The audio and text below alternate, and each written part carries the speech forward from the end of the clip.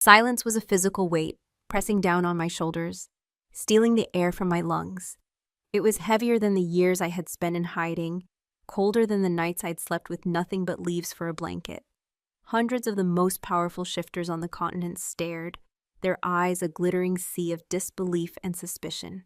Their scents choked me, a tidal wave of pine, iron, ozone, and the sharp, acrid tang of aggression. My heart hammered against my ribs, a frantic drumbeat in the vast, echoing quiet. I was a ghost made flesh, and the sight of me had frozen the world. Then his voice cut through it all. I never stopped waiting for you. Adric Thalor, the Alpha King, spoke the words as if they were a vow carved into his very soul. They settled the chaos in the air, not with peace, but with the terrifying finality of a prophecy fulfilled. He stood unmoving from his throne of obsidian and iron, his presence a magnetic force that pulled at every nerve in my body.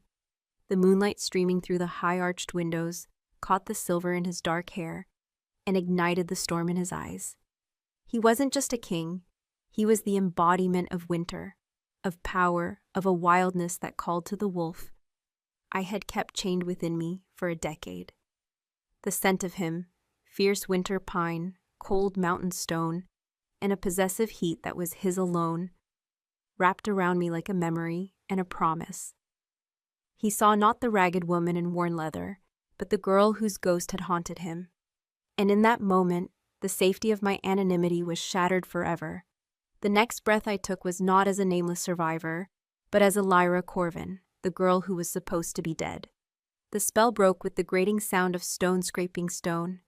An elder from the High Council, his face a mask of wrinkled parchment and contempt, took a hesitant step forward. His robes, the color of dried blood, rustled with indignation. I recognized him from a child's fading memory. Elder Kale, his heart as cold as his eyes. "My king," he began, his voice like gravel.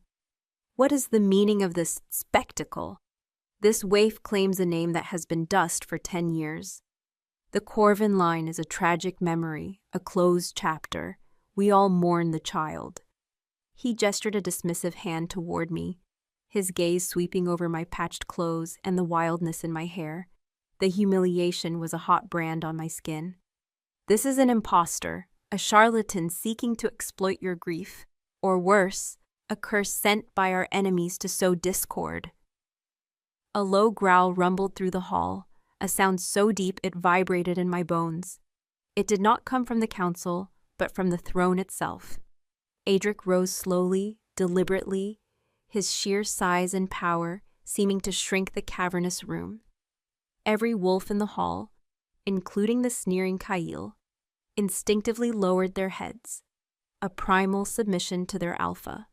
All except me. I couldn't look away. "Her scent, Kale." Adric's voice was a low, dangerous rumble, the sound of an impending avalanche. "Does your memory fail you so completely? Or do you choose to forget?"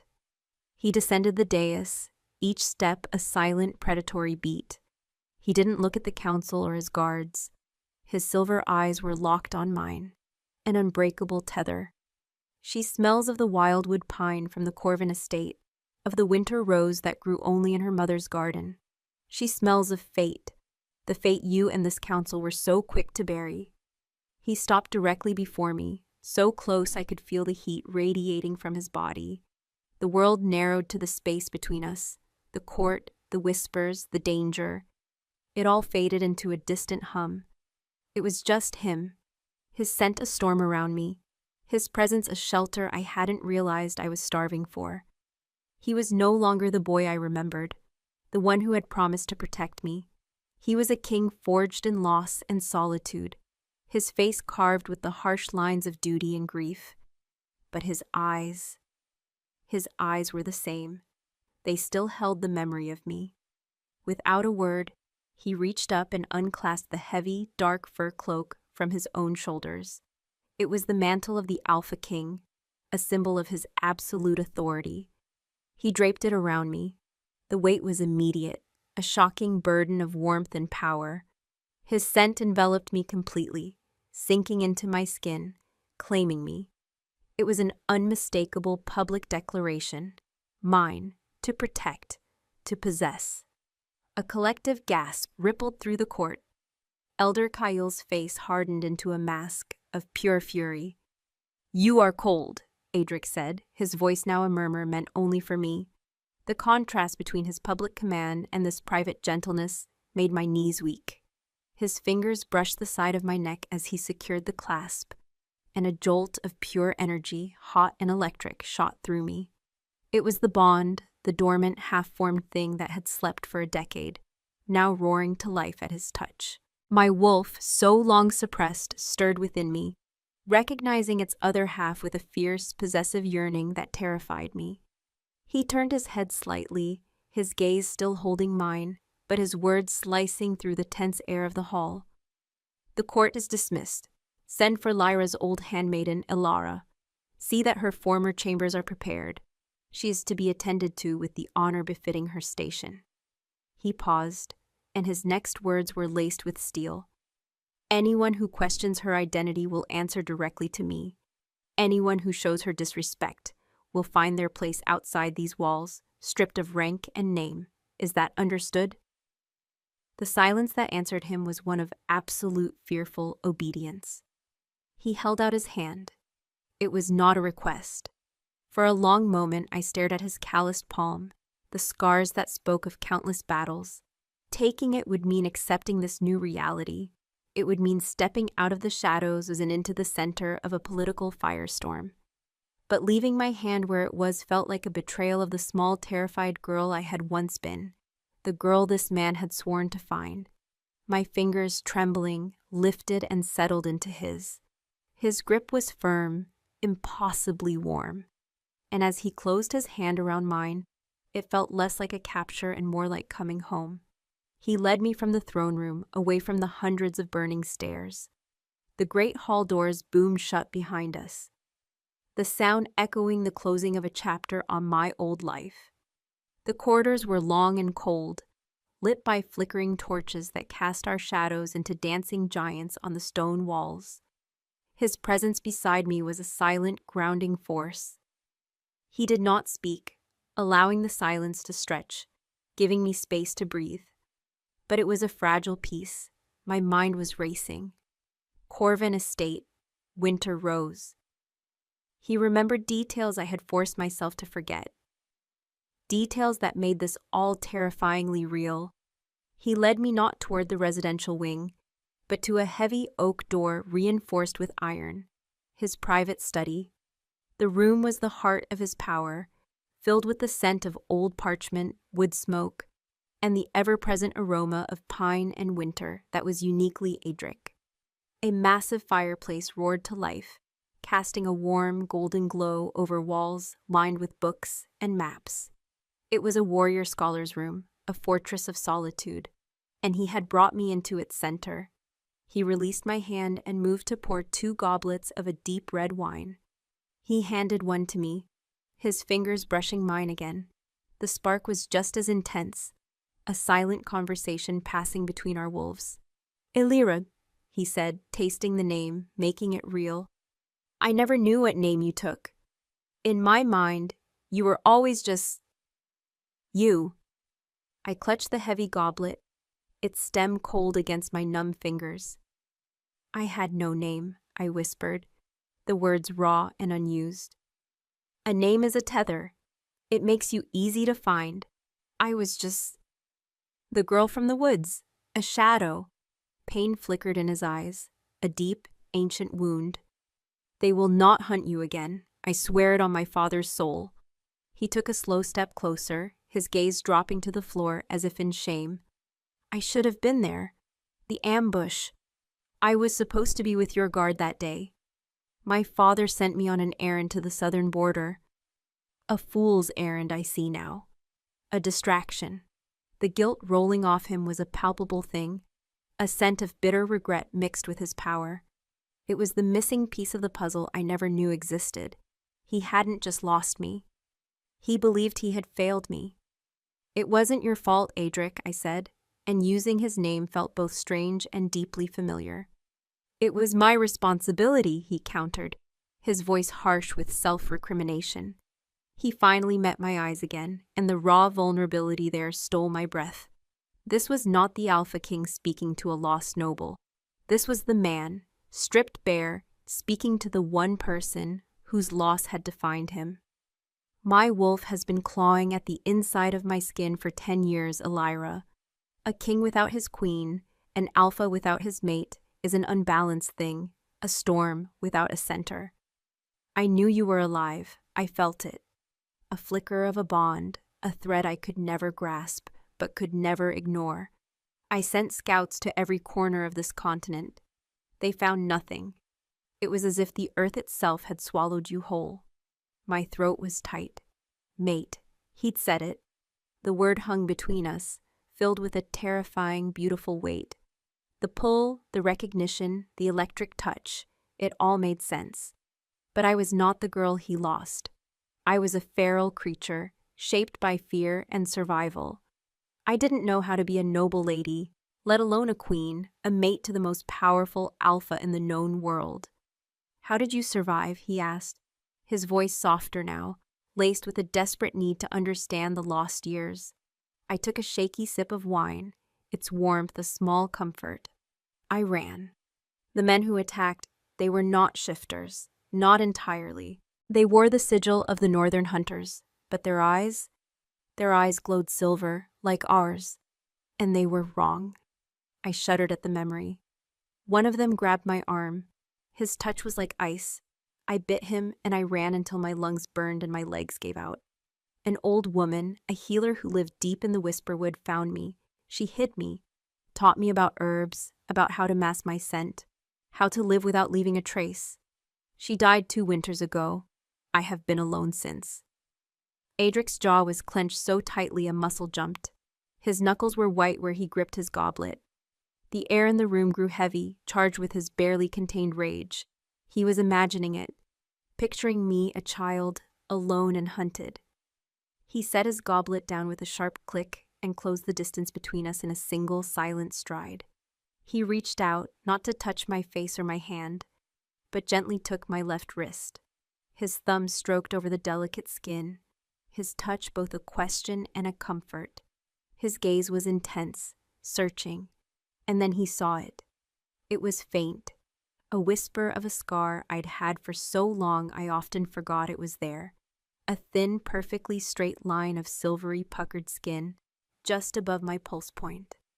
The place where the hunter had grabbed me. It was a mark that never fully healed like other wounds, a permanent reminder of that day. Adric froze. The warmth in his touch vanished, replaced by an arctic cold. His eyes darkened to the color of slate, the pupils dilating until they were almost black. The protective king, the grieving man, both were gone. In their place was something primal, a predator that had just caught the scent of its oldest and most hated enemy. He lifted my wrist closer, his thumb tracing the pale line with a terrifying reverence. A low guttural growl started deep in his chest, a vibration of pure, unadulterated fury that shook the very air between us. His voice, when he spoke, was no longer a king's. It was the rumble of death. "The silver blade," he snarled, the words ripping from his throat. "That mark! It was made by a hunter's weapon." The name echoed in the sudden tomb-like silence of the study. The silver blade. It was not a name. It was a curse. Adric's fury was no longer a quiet, simmering thing. It was a physical presence in the room, a predator unshackled. The air grew thick and heavy, crackling with an energy that made the hairs on my arms stand on end. The flames in the hearth seemed to shrink back, their light flickering nervously. His scent, once a comforting storm of pine and winter, was now scorched with the ozone of pure, unrestrained alpha rage. He still held my wrist, but his touch had changed. It was no longer a question or a comfort. It was an anchor, the grip of a king, holding the one thing in his world he refused to lose again. "They are a cult of hunters," he breathed, his voice a low, terrifying vibration that traveled up my arm and into my very marrow. "Fanatics who believe our kind is an abomination. They hunt us not for sport or territory, but for eradication. And they forge their weapons with rituals, dark rituals. They temper the silver in a distillation of wolfsbane and the blood of their own zealots. A wound from a silver blade doesn't just cut the flesh. It's designed to poison the spirit, to sever the connection between shifter and wolf, leaving the victim a broken, maddened thing trapped between two skins. My blood ran cold. I stared down at the pale, thin line on my wrist. It was not just a scar, it was a brand of hatred, a sliver of a curse I had carried for a decade.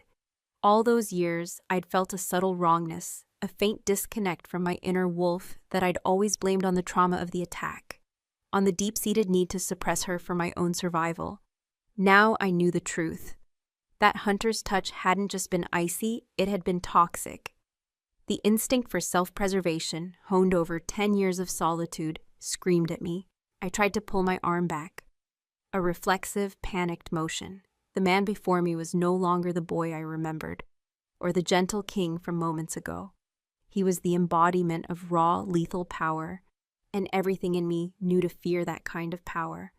His grip tightened, not painfully, but with an absolute finality that stopped my retreat. His gaze lifted from my wrist to my face, and the inferno in his silver eyes was terrifying to behold. Did it? He couldn't finish the question. The fear in his voice was sharper than his anger. He was asking if the poison had worked, if I was broken. No, I whispered, my voice trembling. She is still there, quiet, but she is there. Relief washed over his features, so profound it was like watching a mountain weather a storm. The rigid lines of his jaw softened, the killing rage in his eyes receded, replaced by an aching, desperate sorrow. He lifted my wrist to his lips, and his breath was hot against my skin. He didn't kiss the scar. He kissed the pulse point just below it, a gesture of reverence, of honoring the life that still beat within me, the life the blade had failed to steal. The touch was intimate, possessive, and it sent a dizzying wave of heat through my veins. My wolf, who had cowered from his rage, now rose up to meet this tenderness, purring with a deep, resonant satisfaction that vibrated through my own chest. Mate, ours safe. A sharp rap on the heavy oak door shattered the moment. Adric straightened, his back once again ramrod straight, the king returning to his throne. The air was still thick with his power, but it was now a shield, not a weapon. "Enter," he commanded. The door opened to reveal a woman who seemed to have stepped out of my most faded memories. She was older, her hair now a crown of fine silver where it had once been the color of autumn leaves, and new lines were etched around her kind eyes. But her scent was the same, a comforting blend of lavender, chamomile, and warm bread. Alara, my mother's handmaiden, my caretaker. Her eyes scanned the room, landing first on her king, her head bowing in deference. Then her gaze slid to me, draped in the Alpha King's enormous fur cloak. Her expression was one of polite confusion, but then her eyes, her scent-sensitive shifter eyes, widened. She took a hesitant step into the room, then another. Her focus was absolute, her breath catching in her throat. My lady," she whispered, the name a fragile, hopeful prayer. She looked from my face to Adric's and back again. "It cannot be. Elira?" The name from her lips broke something inside me. It wasn't the declaration of a king. It was the rediscovery of a loved one. Tears I hadn't known I was holding back burned at the back of my eyes. I could only nod, my throat too tight for words. Alara let out a choked sob, her hands flying to her mouth. She rushed forward and, forgetting all courtly protocol, fell to her knees before me, her hands gently taking mine. Her touch was soft, familiar, the hands that had once brushed my hair and tucked me into bed. "Oh, my child, my sweet lost child, the goddess is merciful. We were told you were gone, your mother. Oh, your poor mother." Her voice broke and she wept, her tears falling onto our joined hands. I knelt with her, wrapping my arms around her shaking shoulders. The scent of her grief, mingling with my own, was overwhelming. She was real. This was real. I was home. Over her shoulder, I saw Adric watching us, his expression unreadable, a mixture of profound relief and a deep shadowed pain. He had given me this, a link to my past, a piece of the family I had lost. After a long moment, Ilara pulled back, wiping her eyes with the back of her hand. She looked at me, really looked at me, her gaze tracing my features. "You have her eyes," she murmured, a sad smile touching her lips. "Your mother's fire, I see it."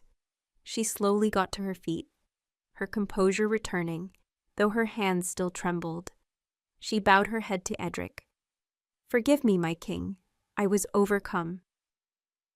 "There is nothing to forgive, Ilara," Adric said, his voice softer than I had heard it. "You will resume your duties. Lady Ilara is to be given her former chambers. I trust you to see that every comfort is afforded to her." "Her chambers?" Ilara's eyes widened again, this time with a different kind of shock. "But, my king, they have been sealed since it happened. On your orders." "Unseal them," he commanded simply. "They have waited long enough." Ilara's gaze flickered between us, a dawning understanding in her eyes. The king hadn't just mourned. He had waited. He had preserved a piece of her, a piece of his hope, for 10 long years. She bowed deeply. "At once, your majesty." She turned to me. "This way, my lady. I will take you." I looked at Adric, a silent question in my eyes. I didn't want to leave his side. The world outside the study felt hostile and uncertain. His presence was the only solid thing I had to hold on to. He understood immediately. "Go with her, Ilara. I will settle matters with the council. Their whispers must be silenced before they become a storm. I will join you shortly." He said it like a promise, a vow. "I will come for you." I nodded and let Ilara lead me from the study. The corridors felt different now, with Ilara beside me, chattering softly about this change and that, pointing out new tapestries and lamenting old ones that had been taken down. The castle began to feel less like a fortress and more like a home I'd forgotten. We walked toward the east wing, the residential heart of the castle, where the moon shone brighter through the tall windows. My old chambers were at the end of a long, quiet hall. The door was heavy, carved with the Corvin sigil, a rampant wolf silhouetted against a crescent moon. A thick layer of dust covered everything except for a clean path leading to the lock, a path worn by one person's solitary vigil. Ilara produced a heavy iron key and turned it. The lock protested with a loud, groaning screech, a sound of time being forced to move again. The scent hit me first. It was faint, trapped, but unmistakable. The sweet, peppery fragrance of winter roses, my mother's favorite. The dry scent of old books. The faint, clean smell of cedar from the wood-paneled walls. My scent. A child's scent, perfectly preserved. The room was a ghost. Moonlight streamed through the large balcony doors, illuminating dust motes dancing in the still air. Everything was draped in white linen sheets, giving the furniture the appearance of silent, waiting phantoms. A large canopy bed, a writing desk, a plush divan by the cold fireplace. Nothing had been touched. Ilara moved with a reverent slowness, pulling the sheet from the nearest armchair. "He never let anyone in here," she whispered, her voice filled with awe. "Not even the cleaning staff. He said it was to remain exactly as you left it. A memory until the day the memory came home." My heart ached. This wasn't just a room. It was a shrine built by a grieving king. It was the most heartbreakingly romantic thing I had ever seen. I walked toward the bed, my fingers trailing over the cool, dusty linen. My wolf was purring again, a low, constant hum of contentment. This place was ours. It was safe. It was his. I pulled back the sheet covering the bed. The silken coverlet beneath was a deep midnight blue, embroidered with silver stars. On the bedside table sat a small carved wooden wolf, its head tilted as if listening. I remembered it. My father had carved it for me on my 5th birthday. I picked it up, the wood smooth and cool in my palm. A memory, sharp and sudden, pierced through the fog of the last decade. My father's large, warm hands guiding mine. The smell of wood shavings, his deep laugh as I made the wolf's ears uneven. "Your father was a good man," Alara said softly from behind me, as if reading my thoughts. "And your mother, she was the moon to his sun. She would be so proud of the woman you've become. So strong." I turned to face her, clutching the little wolf. "What happened to them, Alara? The truth, after the ambush." "After I was declared dead." Ilara's kind face clouded with a pain that was still fresh. "The council used it against them, against your father. They called him weak, unable to protect his own child, his own bloodline. Elder Kyle led the charge. He said the Corvin line was tainted with misfortune. They stripped your father of his titles, his seat on the council. They were disgraced, Elira, broken by grief and politics. They faded. Your mother's heart gave out within the year. Your father followed her that next winter. They said it was the cold, but we all knew. He died of a broken spirit." The little wolf in my hand felt impossibly heavy. My death hadn't just been my tragedy. It had been the weapon used to destroy my entire family, Kyle, the elder from the throne room. His contempt wasn't just for an imposter. It was for the ghost of a family he had personally ruined. The anger that rose in me was cold and sharp. It wasn't my wolf's rage, it was mine. As I stood there, reeling from the weight of it all, Ilara moved to the bed, her expression turning to one of practical concern. "Let me prepare this for you, my lady. You must be exhausted." She began to pull back the heavy coverlet to air it out, her movements efficient and comforting. But as she lifted the final layer, the silken top sheet, she froze. She let out a tiny, horrified gasp. I looked over, my heart suddenly pounding. There, in the very center of the pristine white pillow, lay a single winter rose. But it was not fresh and fragrant like the ghostly scent in the air. This one was dead. Its petals were blackened and brittle at the edges, its stem wilted and brown. It was a perfect image of decay. It hadn't been there when we walked in. The room had been sealed for 10 years. It was a message, a threat left for me to find, a promise. "The fate that claimed your mother will claim you too." The comforting warmth of the room vanished, replaced by an invasive, bone-deep chill. The enemy wasn't a memory. They weren't just a rival on the council. They were here. They had been in this room. The door behind us opened without a sound. I didn't have to turn. I felt his presence. A sudden shift in the air, a wave of protective heat that pushed back against the cold dread. I smelled his scent, pine and stone, but now it was sharpened with the metallic tang of alarm. Adric had returned, and his gaze had fallen on the dead rose, a low growl, more savage than anything I had heard from him yet, ripped through the silence of the room. It was the sound of a king who had just found a serpent in his mate's nest. Edric's growl was not just a sound, it was a seismic event. It shook the floorboards, rattled the glass in the balcony doors, and sent a wave of pure primal dominance through the room that made my own wolf flatten herself in submission. Alara whimpered, pressing herself back against the wall, her face pale with terror. The king was gone. In his place was the Alpha, a creature of instinct and fury, whose mate had been threatened in the very heart of his den. He was a blur of motion. In one stride, he was at the bed, his hand snatching the blighted rose from the pillow. He didn't handle it with care. He crushed it. The blackened petals disintegrated into a fine, greasy dust in his fist. A scent, foul and unnatural, filled the air. The smell of bitter ash, of rot, and a cloying chemical sweetness that was a perversion of a true flower. His knuckles were white, his whole body coiled like a spring, vibrating with a killing energy that was terrifying to behold. "Out!" he snarled, his voice a low command that brooked no argument. He wasn't looking at me, but at the empty space where the rose had been. His eyes narrowed as if he could see the ghost of the intruder. I didn't need to be told twice. The instinct that had kept me alive for a decade screamed at me to obey the alpha, to seek safety. I grabbed Alara's trembling arm and pulled her toward the door. "Not you!" Adric's voice cut through the air, stopping me in my tracks. I turned. His silver eyes, blazing with a cold fire, were now fixed on me. "You don't leave my sight." The possessiveness in that statement was absolute, a brand on my soul. He gestured sharply at Alara. "You, go to Gareth, captain of my honor guard. Tell him to lock down the east wing. No one enters or leaves. No one. Then bring him to my chambers. Now."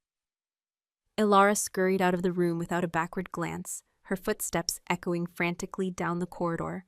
The heavy door clicked shut behind her, leaving me alone with the storm. Adric uncurled his fist, letting the black dust of the rose fall to the floor like funeral ashes. He looked around the room, my childhood room, and his expression was one of deep, violent disgust. "This place is tainted," he bit out. He strode toward me, his power a physical wave pushing me back a step. He reached out, not for my hand, but circled my waist with one strong arm, pulling me flush against his side. The contact was electric, a jolt of his raw energy pouring directly into me. He tucked me against him as if I were a precious, fragile thing he needed to shield with his own body. "This was a mistake," he murmured, his voice a low rumble against my ear. "I thought to give you back a piece of your past. I gave my enemy a target." He led me from the room, his arm a band of iron around me, his body a living wall between me and the world. He didn't take me back to his study.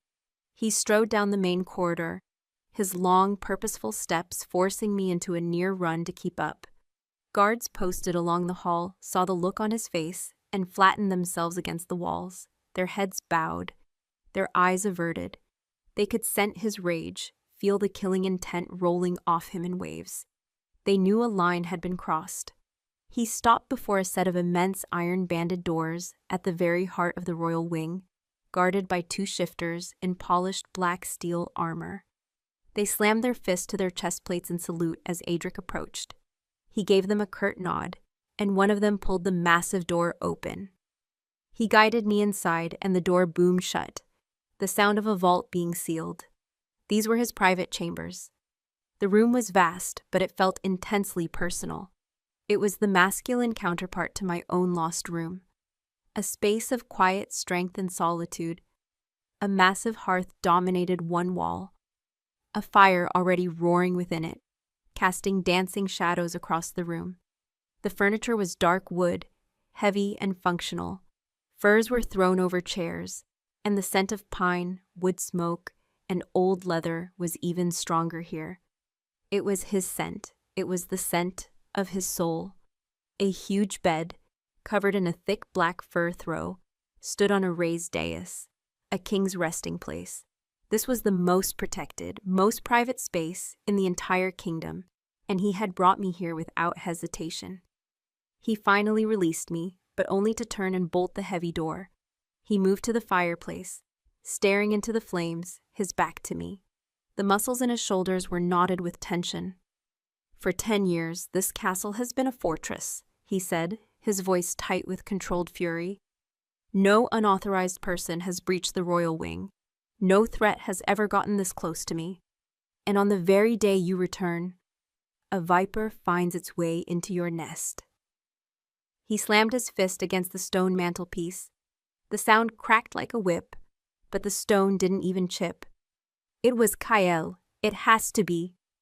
"How can you be so sure?" I asked, my own voice sounding small in the large room.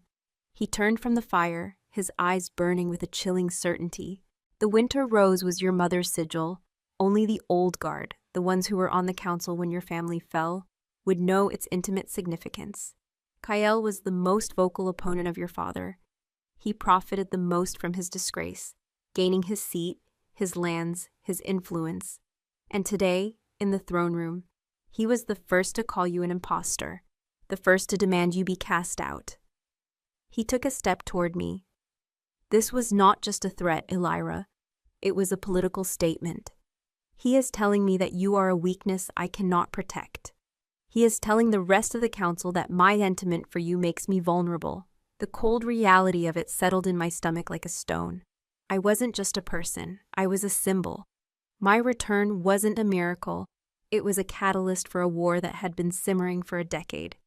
There was a firm knock on the door, followed by a voice. "Your Majesty, it is Gareth." Adric unbolted the door to reveal a tall, broad-shouldered wolf with a calm, steady presence. His dark hair was cropped short, and a long, faded scar cut through his left eyebrow. His eyes, a warm amber, were intelligent and alert. He was the epitome of a loyal soldier. His gaze met mine for a brief, curious moment before focusing entirely on his king. "The wing is sealed, my king," Gareth reported, his voice a low baritone. "The servants on duty are being questioned. No one saw anything." "Of course they didn't," Adric growled. "This was not a common intruder. This was someone who walks these halls with authority." He turned to me. "Elira, show him the mark on your wrist." I hesitated, then held out my arm. Gareth stepped forward, his expression respectfully neutral. He gently took my wrist, his touch impersonal and clinical. He examined the thin silver scar under the firelight. His calm demeanor cracked. A flicker of something, disgust, recognition, fury, passed through his amber eyes. "The silver blade, Pa," he breathed, his voice laced with a cold hatred I was beginning to recognize. He looked up at Adric. "The attack 10 years ago, it was them?"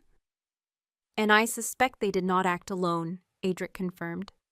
"Someone on the High Council hired a blade to remove the Corvin heir. That same person is now threatened by her return. Find them, Gareth. I want you to tear this castle apart, stone by stone. I want every member of the council watched. I want Kyl's every breath monitored. Find me the traitor." "It will be done, my king," Gareth said, with a conviction that left no room for doubt. He gave me a respectful nod and departed, the door closing with a quiet, final click. The room was silent again, save for the crackling of the fire. The adrenaline was starting to fade, leaving a bone-deep exhaustion in its wake. I felt the last 10 years pressing down on me, the constant vigilance, the fear, the solitude. I wrapped my arms around myself, a subconscious gesture of self-protection. Adric saw it.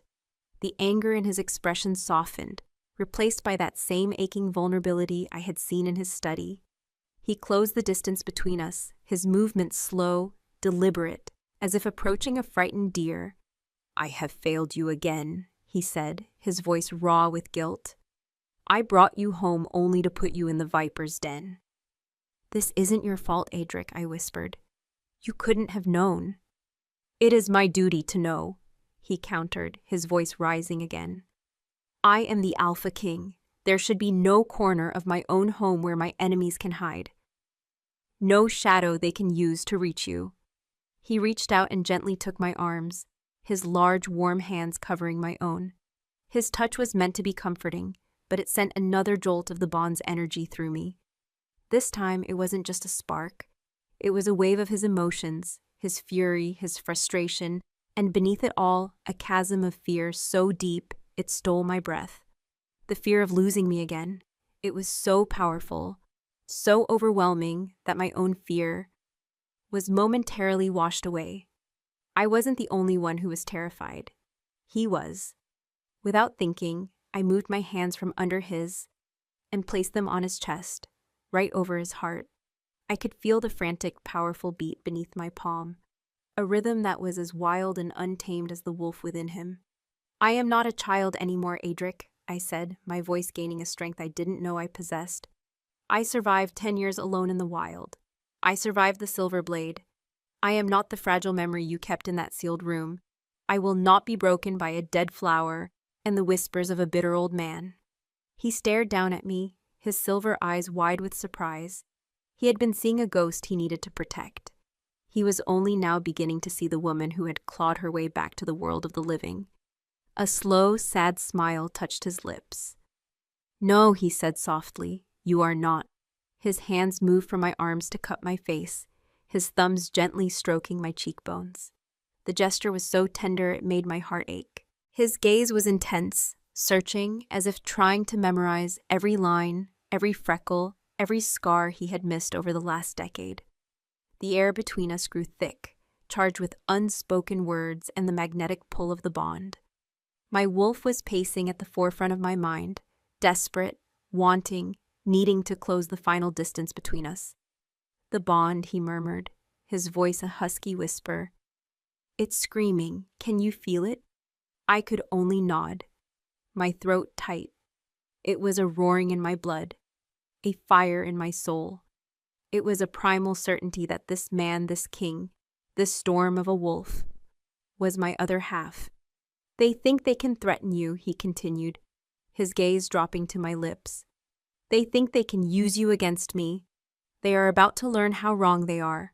He looked back up, his eyes now holding a new light, not of anger, but of fierce, unshakable resolve. There is a ritual, a formal claiming, the Luna's mark. It binds the alpha and his mate not just in spirit, but in power.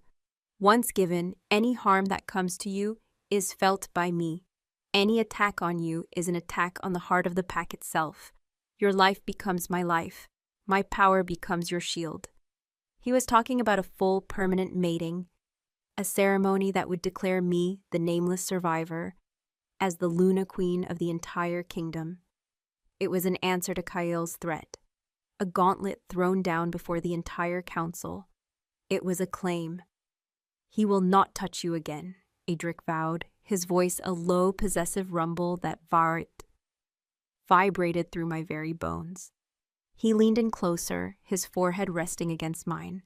His scent was all-consuming, a heady mix of pine and power, and the unique, intoxicating scent of my own fated mate. At the rise of the next full moon, I will mark you before the entire pack. I will bind you to me, Elira. I will make you untouchable. His lips brushed against mine, a feather-light touch that was both a question and a promise. It wasn't a kiss of passion, but of consecration, a vow being sealed. You will not just be my mate, he whispered against my mouth, the words a sacred oath. You will be their queen, and they will kneel. His words hung in the air between us, a promise and a sentence. Queen. The word was a foreign weight on my tongue, a crown too heavy for a head that had learned to bow to survive. His lips had brushed mine, not with the fire of a lover, but with the chilling finality of a king signing a treaty. It was a claiming, a political maneuver, a shield forged from the holiest of bonds. And I, who had just found my name again, was to be its centerpiece.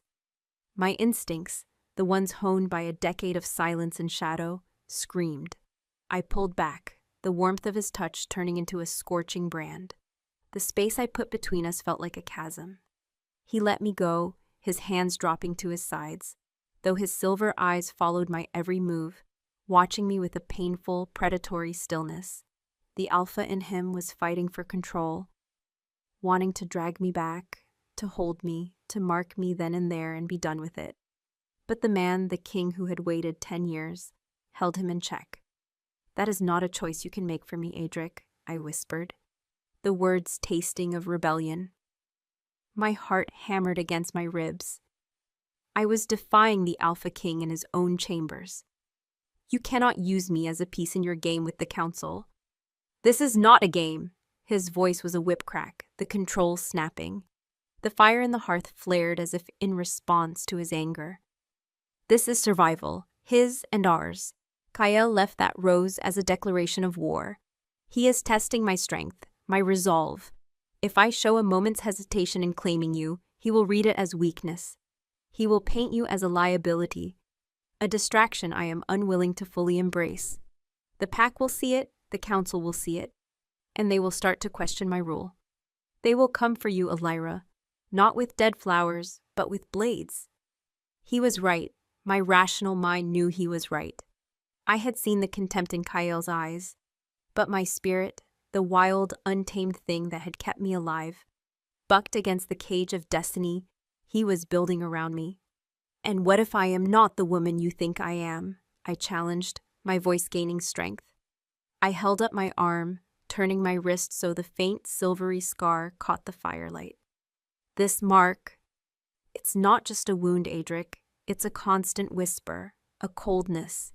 Sometimes, when I'm tired or afraid, I can feel it, thrumming, a phantom poison. The healers told me a shifter poisoned by a silver blade can never fully bond, that the venom severs the path to the soul. How can you claim a mate who might be broken? The question was a blade of my own, aimed at the heart of his grand plan. I saw the blow land. The certainty in his eyes wavered, replaced by a flicker of an old, familiar fear. He took a slow step toward me, his gaze locked on the scar. "Never," he breathed, his voice a low, guttural denial. He reached for my wrist, his touch impossibly gentle this time. He held my arm as if it were the most fragile artifact in his kingdom. His thumb traced the pale line, and where his skin met mine, a wave of warmth spread through me, a gentle, soothing heat that pushed back against the phantom chill I'd felt moments before. It wasn't just physical warmth. It was his power, his spirit, flowing through the bond, a direct refutation of the poison's claim. "The bond between us is older than any hunter's curse," he said, his voice a deep, resonant vow. "It was forged before we were born. No poison of man can sever what the goddess has woven." He lifted my wrist, his eyes never leaving mine, and pressed his lips to the scar. This time, it wasn't a kiss of reverence for my pulse. It was a kiss of defiance, of healing. A searing heat flooded my veins, originating from the point of contact. It was overwhelming, a tidal wave of his pure, undiluted life force pouring into me. The chill I'd carried for 10 years, a constant companion I'd almost forgotten was there, retreated, fizzling out like mist under a blazing sun. My wolf, who had been quiet and watchful, rose up and howled in triumph within my soul. The bond between us flared, no longer a screaming thing, but a roaring, incandescent sun. He was not just my mate, he was my antidote. When he finally pulled back, I was breathless, my knees weak. The phantom thrumming was gone. In its place was a quiet, steady warmth, a sense of rightness, of wholeness I hadn't felt since I was a child. He had, with a single touch, healed a part of me I thought was lost forever. "You are not broken," he said, his voice thick with emotion. "You are the other half of my soul, and I will burn this world to ash before I let anyone harm you again." The last of my resistance crumbled. This wasn't just about politics. It wasn't just about his duty. It was about this undeniable, soul-deep connection that went beyond reason, beyond fear. It was fate, and perhaps, for the first time in my life, I didn't need to run from it. I nodded, a single shaky gesture of assent, of surrender. A look of profound relief washed over his face. He leaned in and rested his forehead against mine, our breaths mingling in the small space between us. "The full moon is in 3 days," he murmured. "The ritual must be prepared." He was about to say more when Gareth's sharp knock came again, harder this time, more urgent. Adric straightened, the king once more taking precedence. He opened the door. Gareth stood there, his jaw tight, his amber eyes hard. "My kingdom, mine king," he said, his voice low and grim. "There is something you must see. In the archives." The castle archives were in the deepest, coldest part of the fortress, a labyrinth of stone and parchment that smelled of dust and time. We followed Gareth through torchlit corridors, Adric's hand a constant, reassuring pressure on the small of my back. He refused to let me out of his reach. The archives were a vast circular room lined with towering shelves crammed with scrolls and leather-bound tomes. In the center of the room, on a large stone reading table, lay an old, heavy book. It was bound in cracked, dark leather, with no title on its spine. It was open to a page filled with spidery, archaic script. Another man was there, a stooped, elderly wolf with spectacles perched on his nose, lore-keeper Alistair. He bowed his head nervously as we approached. "What is this, Alistair?" Adric demanded. After you gave the order to investigate the council, my king, Alistair began, his voice thin and reedy. Captain Gareth asked me to pull the private ledgers of the High Council from the year of the incident. He gestured a trembling hand at the book. Most are financial records, land disputes, but Elder Kyl's ledger, it contains a hidden annotation. See here. He pointed to a passage. It was a record of payment to a mercenary group for border patrol. But beside it, in a script so faint it was almost invisible, was a single chilling symbol, a crescent moon, weeping a single drop of blood. My blood ran cold. The weeping moon, I whispered. Adric and Gareth both turned to look at me. You know that symbol? Adric asked, his voice sharp. The old woman who saved me, the healer in the Whisperwood. I explained, my voice shaky. She was odd. She spoke of old legends, of bloodlines and curses. She said the Corvin line was special, that we were not like the others. She spoke of the weeping moon. She said it was a sign of a great and terrible prophecy tied to our blood, a forgotten magic. Alistair gasped, his eyes wide behind his spectacles. He began flipping frantically through the pages of another ancient tome on a nearby lectern. A prophecy tied to the Corvin bloodline. Of course. He stopped, his finger tracing a line of text. Here, it is an old text, mostly dismissed as folklore. It speaks of a time when the moon will weep blood, and a daughter of the forgotten line, marked by silver but not broken by it, will return from the shadows. It says her blood holds the key to either restoring the balance or unleashing a great darkness, depending on the path she chooses. The room was utterly silent. The weight of the prophecy settled on my shoulders, 100 times heavier than any crown. My survival wasn't an accident. The silver blade wasn't a random weapon, it was a mark, a key part of the prophecy. Kyle didn't want me dead simply to disgrace my family, I realized, the pieces clicking into place with horrifying clarity. He knew about this. He hired the silver blades not just to kill me, but to mark me. He wanted to control the prophecy, to either prevent my return or use me. He is not merely a political rival, Adric growled, his voice a low, dangerous rumble. He is a zealot. He has been playing a much longer game than any of us realized. He looked at me, and the possessiveness in his eyes was now mingled with something else, a fierce, desperate awe. He thinks he can control you. He has no idea what he has unleashed. He turned to Gareth. Double the guard on the archives. No one enters or leaves without my express permission. Alistair, I want you to find everything you can about this prophecy. Everything. He then looked at me, his decision made. We proceed as planned. The claiming will happen on the full moon. Kyle has shown his hand. Now I will show him mine. I will bind the heart of this prophecy to my own, before him and all the pack. Let him see that his weapon has become my queen.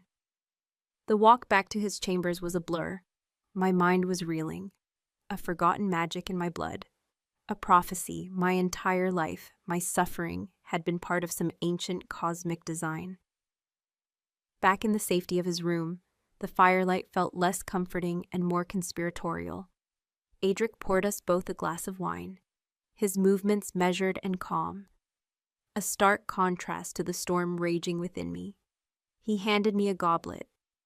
Drink, he said softly. You are pale. I took a long swallow, the wine doing little to warm the chill in my soul. I walked to the large, stone-carved balcony, needing air. The night was clear and cold, the stars brilliant in the black sky. Below the castle courtyard was a tapestry of shadow and torchlight. As I stood there, a movement caught my eye. Down in a secluded corner of the courtyard, partially hidden by the shadow of a buttress, 2 figures were meeting. One was Elder Kyle, his stooped silhouette unmistakable even from this distance. The other was a figure wrapped in a dark, heavy cloak, their face hidden by a deep hood. My heart began to pound. This was no friendly chat. They spoke for only a moment. Kyle was gesturing, his movements sharp and angry. The hooded figure remained still, a silent monolith. Then the figure reached into their cloak and passed something to Kael. It was small, but it caught the distant torchlight with a wicked metallic gleam, a flash of silver. My breath hitched, as if sensing my gaze, as if feeling the weight of my horror across the vast expanse of the courtyard. Kael looked up, his head tilted, and his eyes, even from this impossible distance, I felt them, locked directly onto mine. He knew I was there. He knew I was watching from the Alpha King's own balcony. A slow, reptilian smile spread across his wrinkled face. It was a smile of absolute confidence, of triumph. He held up the small silver object for a fraction of a second, a silent message just for me. It was a small, exquisitely crafted dagger, its blade glowing with a faint, sickly luminescence under the moon. A silver blade. Then he turned and melted back into the shadows, the hooded figure vanishing with him. He wasn't hiding his treason. He was flaunting it. He was telling me that no wall was high enough, no guard strong enough. He was telling me that the king's protection meant nothing. He could still reach me. The cold from the balcony followed me into the room, a venomous chill that had nothing to do with the night air. Kael's smile was seared into my mind, an image of triumphant evil. The silver dagger, a promise of pain. I stumbled back from the balcony doors, my hand flying to my wrist, to the scar that suddenly felt like it was burning. The world tilted, the roaring fire in the hearth shrinking to a pinprick of light in a universe of gathering darkness. Adric was at my side in an instant. He hadn't seen the smile, hadn't seen the blade, but he felt my terror through the bond as if it were his own. "Elera, what did you see?" His voice was a low, urgent command, his hands gripping my shoulders, steadying me. "Kael," I choked out, the name like poison on my tongue. He was in the courtyard, with someone else, a figure in a hood. They gave him a dagger, a silver blade. I looked up at him, my eyes wide with the horror of it. He saw me, Adric. He looked right at me, and he smiled. For a single terrifying moment, Adric was utterly still. The air in the room became heavy, compressed, as if the very molecules were bracing for an explosion. Then it came. A sound tore from his throat that was not human. It was a roar of pure, untempered rage, the sound of an alpha whose authority had been mocked, whose mate had been threatened under his own roof. It was the sound of a king declaring war. The force of it shook the very foundations of the room. A crystal goblet on a nearby table shattered, its ringing demise lost in the ferocity of his cry. He released me and stalked back to the balcony, his hands clenched into fists so tight the bones cracked. He stared down into the empty courtyard, his body a terrifying silhouette of potential violence. I could feel his wolf clawing at his skin, begging to be released, to hunt, to tear the throat from the traitor who dared to smile at his queen. "He flaunts it," Adric snarled, his voice a low vibration of murderous intent. "He does not hide in the shadows. He stands in the heart of my home and shows his fangs. This is not a man who can be reasoned with. This is a cancer that must be cut out." "You cannot attack him," I said, my own voice surprisingly steady. The initial shock was hardening into a cold, diamond-hard fury. "That's what he wants. He wants you to act out of rage, to appear an unstable tyrant so the council will rally behind him. He is goading you." He turned from the balcony, his silver eyes blazing with a light that was barely sane. "And what would you have me do? Sit and wait for his next move, for another dead rose, for that dagger to find its way to your heart?" "No," I said, walking toward him, closing the distance between us until I stood in the storm of his fury. "We don't wait. We strike, but not with claws and teeth, not yet. We use the weapon he has handed us, the ceremony." I looked up at him, my resolve solidifying. The girl who hid in the woods was gone. A queen was beginning to take her place. "You said it yourself. The claiming will make an attack on me, an attack on the heart of the pack. You wanted to do it in 3 days. Do it tomorrow." His rage faltered, replaced by shock. "Tomorrow, Elira, the ritual requires preparation. The moon scribe must be summoned. The Heartwood Grove must be consecrated. It is not a thing to be rushed. Then rush, I insisted. His smile was a promise, Adric. He is not waiting for the full moon. Why should we? Let the pack see you act with speed and conviction. Let the council see that their threats do not make you hesitate. They make you decisive. Bind me to you tomorrow, at sunset, as the moon begins her rise. Do it before he has time to plot his next move. He stared at me, truly seeing me. He saw the iron in my spine, the fire in my eyes that matched his own. I was not just the object of his protection. I was his partner in this war. The fury in his gaze slowly subsided, replaced by a fierce, burning pride. So be it, he said, his voice resonating with power.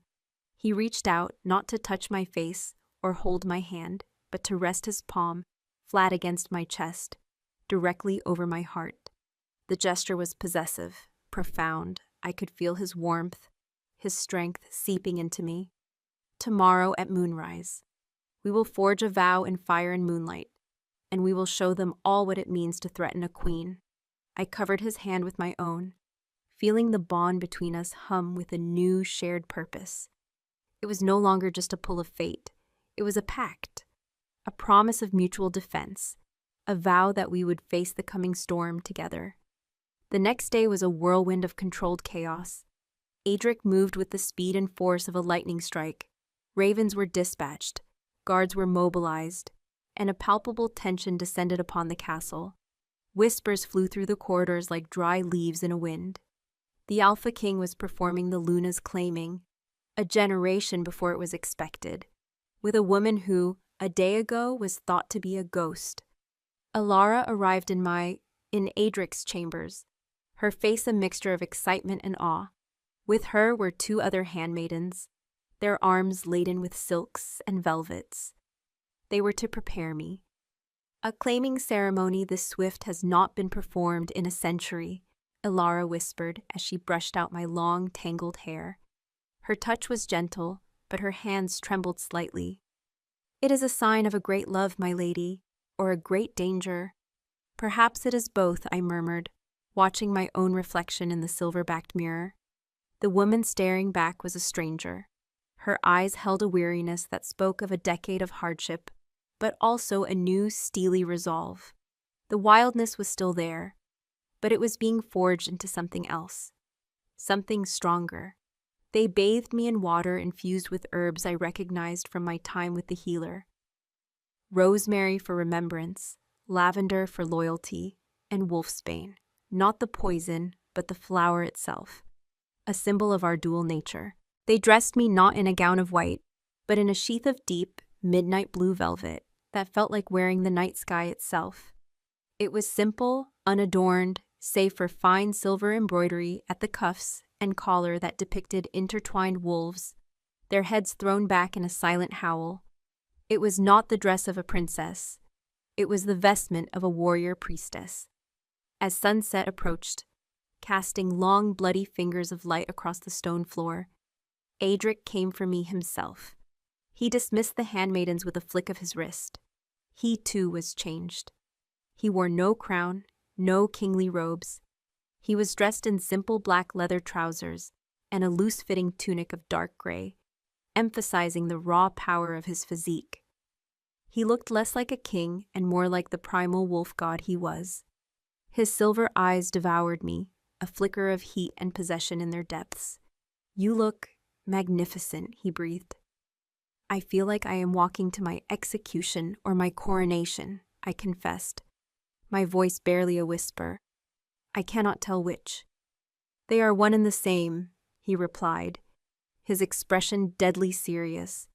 "Tonight, the girl named Elira Corvin dies a second time, and the Luna Queen of the Thalor pack will be born from her ashes."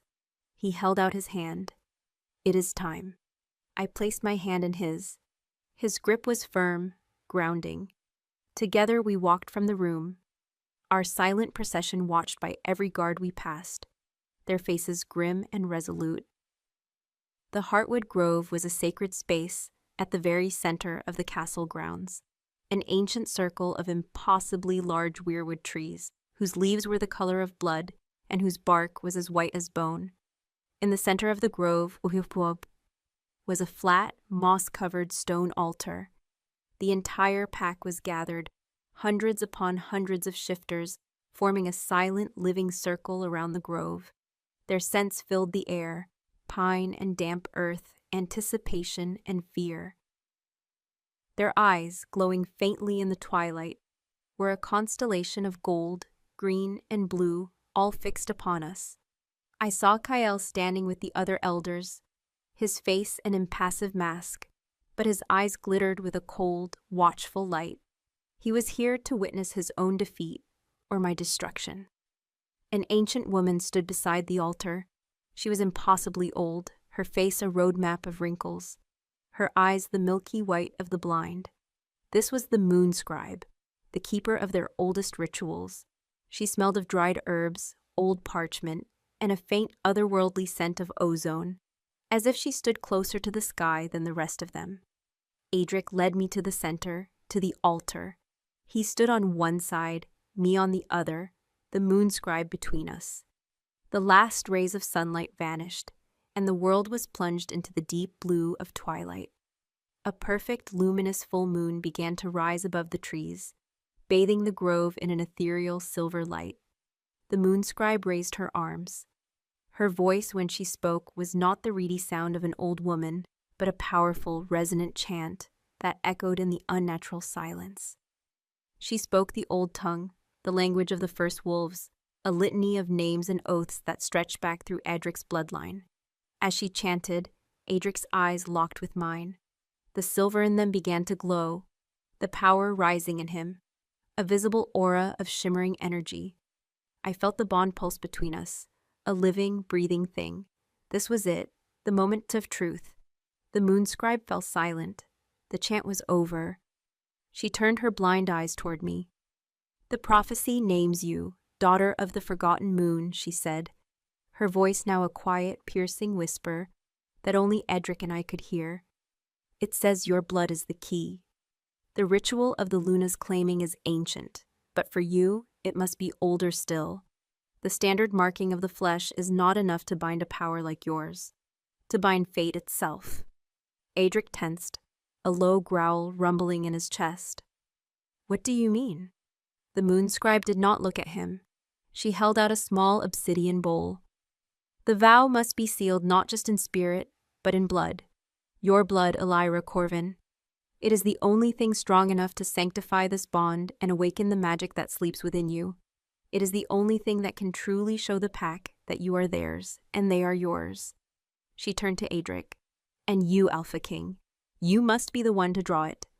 She offered him a small, wickedly sharp ritual knife, its handle carved from weirwood, its blade forged from obsidian.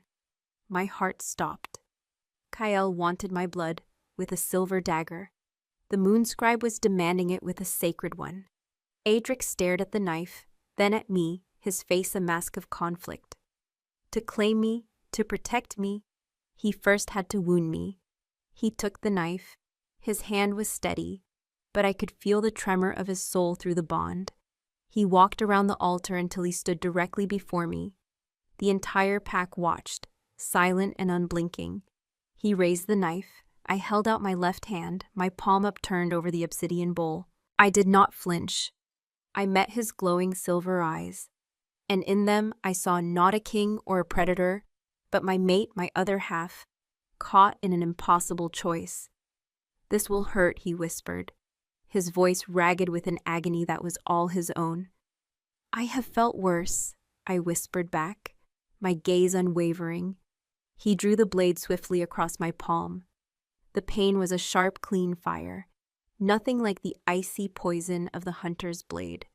Blood, dark as wine in the moonlight, welled up instantly, spilling over my skin and dripping into the bowl with a soft, rhythmic patter. The scent of it rose into the air, rich and potent. It didn't smell like the blood of a normal shifter. It smelled of ancient earth, of deep magic, of winter roses and forgotten moonlight. A collective gasp went through the pack.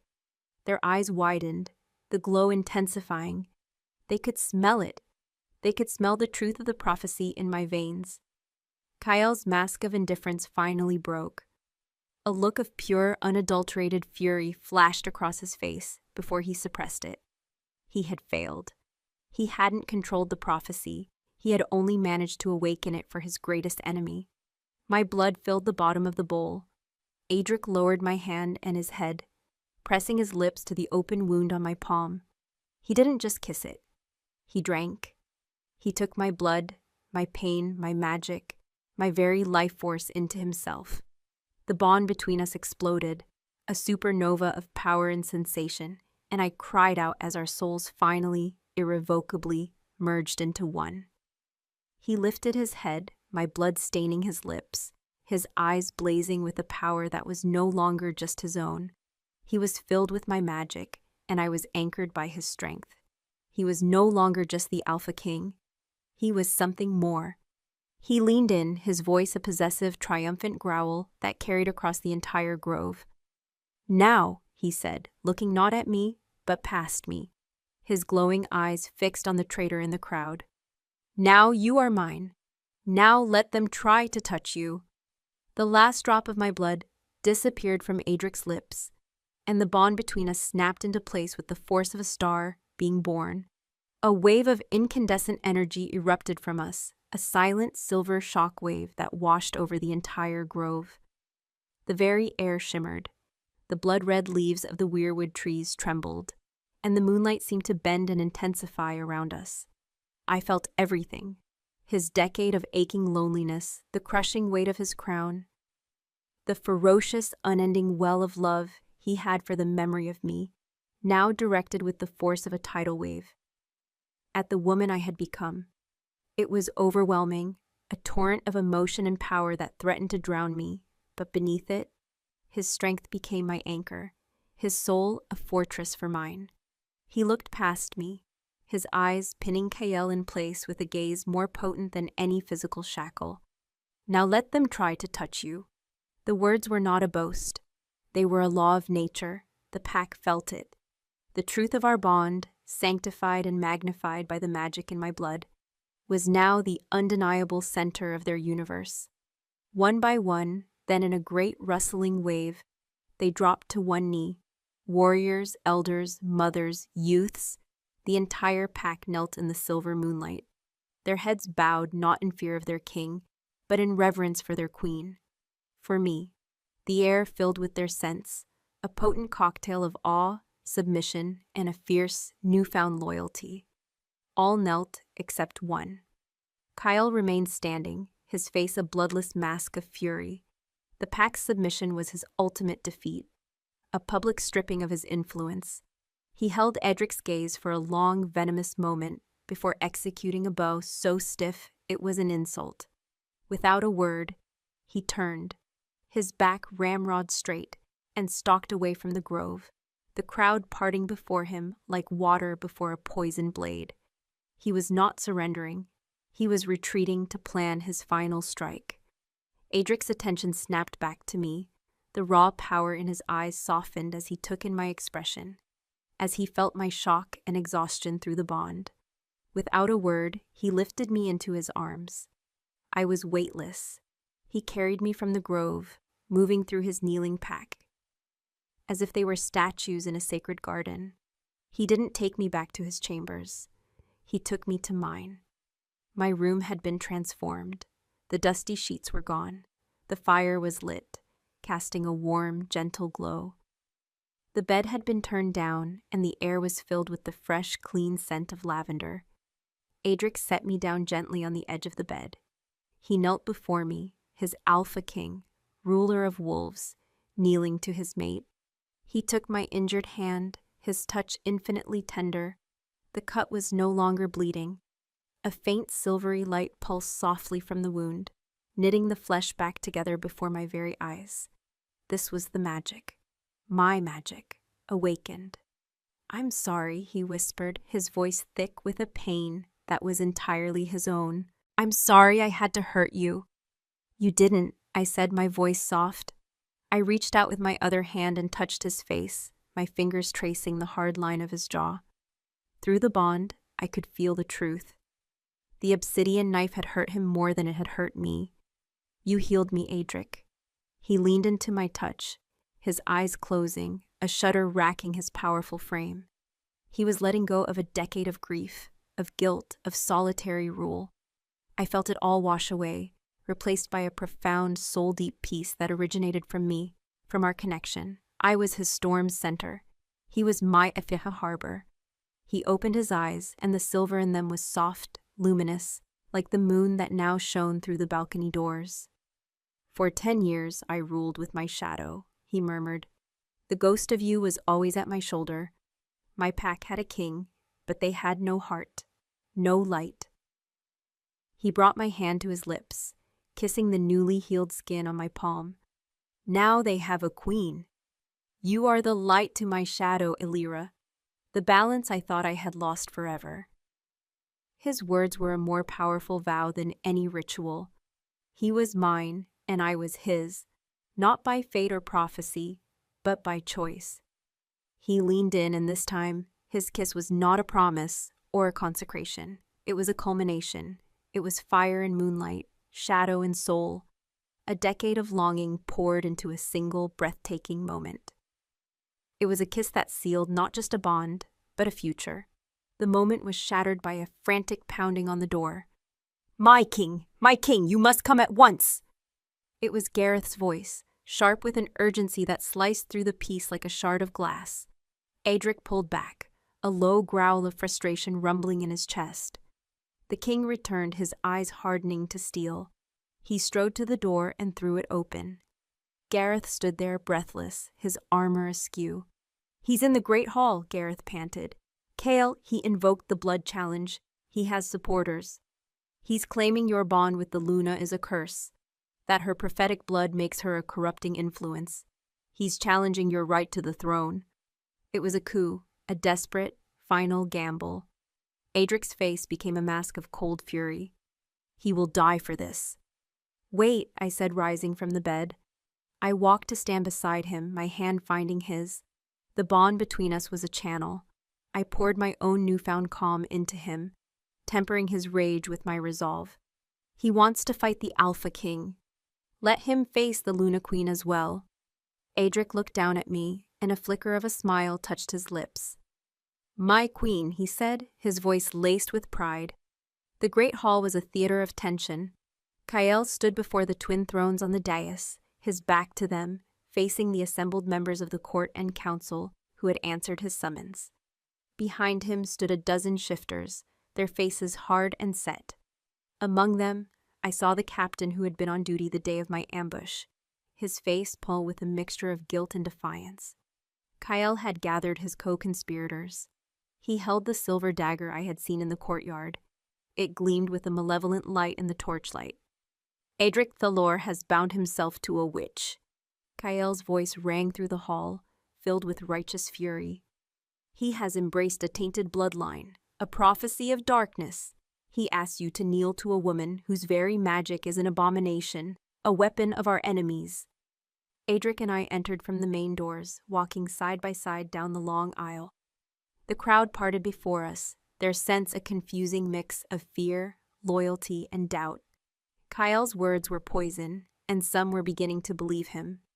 You speak of weapons, Kael, Adric's voice boomed, silencing the elder. Yet you are the one who holds a hunter's blade in this hall. You who conspired with our oldest enemy to murder a child. I did what was necessary to protect this pack from a curse, Kael spat, gesturing at me with the dagger. Her return heralds not an age of peace, but one of chaos. The prophecy is a lie, twisted to serve the darkness she carries within her. He was afraid. Beneath his anger, I could feel it through the bond, which was now so sensitive it was like a sixth sense. Kael was terrified of the magic in my blood. He wasn't trying to control it, he was trying to destroy it. You are wrong, I said, my voice clear and strong. It carried through the vast hall, drawing every eye. I stepped forward, away from Adric's protective shadow, into the light. The magic in my blood is not a curse. It is a legacy, and it does not answer to you. I held out my left hand, palm up. The skin was smooth, unblemished, but I could still feel the echo of the wound, the ghost of the magic. I focused on Kyle, on the darkness I could sense swirling around him. His ambition, his hatred, his fear. I reached for the power inside me, not to attack, but to reveal. A soft silver light began to glow from my palm. It was the same light that had healed me, but now it expanded, illuminating the space between us. It was a light of pure, undeniable truth. As it touched Kyle, a wave of revulsion washed through the onlookers. They could suddenly smell it. The scent of his deceit, of his conspiracy with the silver blades. The bitter tang of a decade of lies. It all poured off him, a foul stench that made wolves snarl and pull back in disgust. The silver light illuminated the dagger in his hand, and the blade began to scream. A high, piercing shriek of tormented energy filled the hall as the pure, natural magic of my blood reacted violently with the dark, ritualistic poison coating the weapon. The dagger grew hotter and hotter until it glowed a malevolent red. Kyle cried out, dropping the blade as it seared his flesh. It clattered to the stone floor, the poison burning a smoking black sigil into the stone. Exposed, his lies turned to ash in the silver light of truth. Kyle was no longer a politician. He was a cornered animal. With a feral roar, he lunged, not at Adric, but at me. He was a blur of motion, his elder's frailty a deception, his own claws extended, aimed for my throat. Adric moved like lightning to intercept him. A black and gray blur of protective fury, but he wasn't the only one. From the crowd, another shape launched itself forward. Gareth. He met Kyle mid-lunge, a clash of bodies that ended with Gareth standing and Kyle on the floor, the captain's blade at his throat. The other conspirators, seeing their leader defeated and exposed, threw down their weapons, surrendering to the honor guard that quickly surrounded them. It was over. The silver light from my hand faded. The hall was silent. The only sounds the crackling of torches and Kale's ragged, defeated breaths.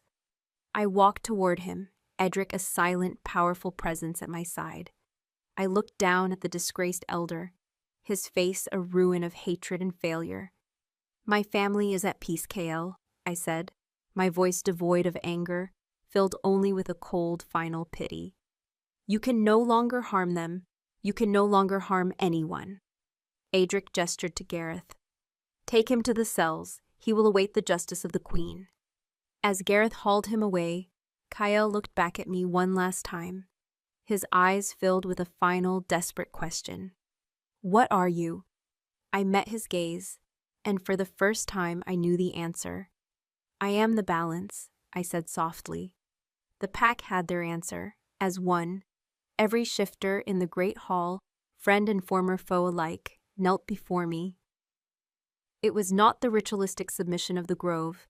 It was a true, heartfelt pledge of fealty. They had seen the truth. I turned to Adric. The king, the alpha, the shadow, all of it was there. But what I saw most clearly in his silver eyes was the man. The man who had waited. The man who had never given up hope. He reached out and gently cupped my face, his thumb stroking my cheek. The bond between us flowed with a current of pure, unadulterated love. The war was over. The whispers were silenced. The prophecy was not a curse to be feared, but a promise to be fulfilled, and we would fulfill it together. The king had found his queen. The shadow had found its light. 1 year later, I stood on the balcony of my old room, which was now our room. The midnight blue velvet gown I wore was a shade deeper than the one from the claiming ceremony, a symbol of a promise fulfilled. The air was cool and crisp with the coming autumn, carrying the scent of wood smoke from the castle hearths and the sharp, clean fragrance of the surrounding pine forest. The full moon, a familiar silver sentinel, hung in the sky, bathing the world in a light that felt like a blessing. Adric's arms wrapped around me from behind, his chin resting on my shoulder. His warmth was a familiar comfort, his scent a constant, grounding presence in my life. He placed his hand over mine on the cool stone of the balustrade, his fingers lacing with mine. Through the bond, I felt not the raging storm or the lonely king I had first encountered, but a deep, resonant peace that mirrored my own. "What are you thinking about?" he murmured, his voice a low rumble against my ear. "Everything," I answered honestly. And nothing. It was true. The past year had been a whirlwind of change. Kyle and his co-conspirators had faced a quiet justice, stripped of their names and titles and exiled to the barren lands, a fate worse than death for a shifter. The Silverblade cult, deprived of their high-placed patron, had been systematically dismantled by Gareth's honor guard, their shadow of hatred driven back into the darkest corners of the world. The council had been rebuilt, not on a foundation of fear and ambition, but on one of trust and loyalty, with wise new voices who saw my magic not as a threat, but as a gift. The pack was thriving. They had their balance. The king's shadow to rule with strength and unwavering justice, and the queen's light to lead with compassion and truth. I had spent my days with Alistair in the archives, rediscovering the history of my bloodline. The Corvin magic was not one of darkness, but of empathy and clarity. It was the magic of a truth-seer, a healer of spirits, a weaver of bonds. The prophecy had never been about unleashing chaos. It had been about restoring a broken connection between the pack and its heart, between a king and his queen, between my own past and my future. I turned in Adric's arms to face him. The moonlight caught the silver in his hair and the endless loving depths of his eyes. The harsh lines of grief that had once carved his face had softened, replaced by a quiet contentment that made him look younger, more like the boy I had once known. "Do you ever miss it?" he asked, his thumb gently stroking my cheek. "The silence, the solitude?" I considered it for a moment. The 10 years in the Whisperwood had been a crucible, shaping me, hardening me, but they had also been lonely, so incredibly lonely. "I miss the quiet of the woods," I said, "but I don't miss the silence. Here with you, with the pack. It's a different kind of quiet. It's the quiet of a heart that is no longer running. It's the quiet of being home." A slow smile spread across his lips, a genuine, breathtaking smile that still made my heart skip a beat. "Good," he said simply, "because I have no intention of ever letting you run again." He leaned in and kissed me, a slow, deep kiss filled with the comfortable intimacy of 1,000 shared moments. It was no longer the desperate, claiming kiss of our reunion, but the steady, sure kiss of a husband, a partner, a mate whose soul was perfectly, irrevocably intertwined with my own. When we broke apart, I rested my forehead against his, our breaths mingling. Below us, in the heartwood grove, the blood-red leaves of the weirwood trees rustled in the gentle breeze. The castle was quiet, the pack was sleeping, and the world felt at peace. My hand went to my own abdomen, a subconscious protective gesture. A new secret, a new promise was growing there. A life forged from shadow and light, from a disgraced bloodline and a king's unending vow. A new heir, a new beginning. Adric felt my thoughts through the bond, felt the tiny flicker of new life, and his own hand came to rest over mine. His breath caught, and a wave of pure, unadulterated joy washed over me from him, so powerful it brought tears to my eyes. He looked at me, his silver eyes luminous with wonder and a love so profound it left no room for words. He didn't need them. I could feel it all. They said I had died long ago. They had been wrong. My life had not ended in that ambush. It had been waiting for the king who never stopped searching, waiting for the moment I would finally step out of the shadows and claim my name, my magic, my destiny. I was Elira Corvin Thalor, the girl who had been lost and found, the woman who had been marked by silver but healed by love. The ghost of a false death who had become the lifeblood of a king, the heart of a pack, and the bearer of its future. Here, in the arms of my mate, under the light of the full moon, I was finally, completely alive.